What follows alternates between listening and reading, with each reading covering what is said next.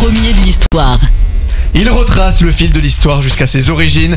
Notre prof Axel s'attarde aujourd'hui au tout début d'un objet au parcours très particulier. Axel, vous nous parlez ce soir de la toute première tronçonneuse de l'histoire. Aujourd'hui les enfants, on va parler d'une histoire extraordinaire, le fabuleux destin de Madame Tronçonneuse. Tronçonneuse qui, bien avant de découper les arbres pour pondre vos meubles Ikea à la chaîne, découpait des choses bien plus vivantes. Ah, oui. Nous sommes à la fin du 18e siècle et les femmes ont le bonheur, la chance, que dis-je, la joie de donner la vie à nos petits marmots. Ce faisant, Oui. elles crèvent. Hein, C'est moins mignon. Changement d'ambiance. Bon, pas toutes, hein, ouais, j'exagère à peine, mais un sacré paquet quand même.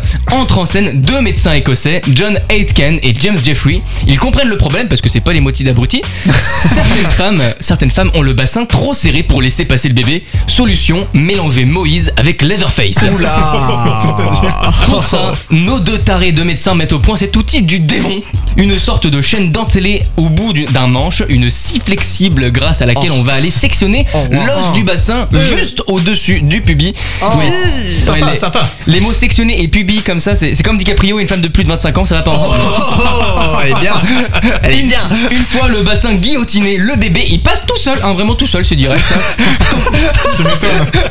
On dirait un projet de loi sous 49.30, ça passe direct.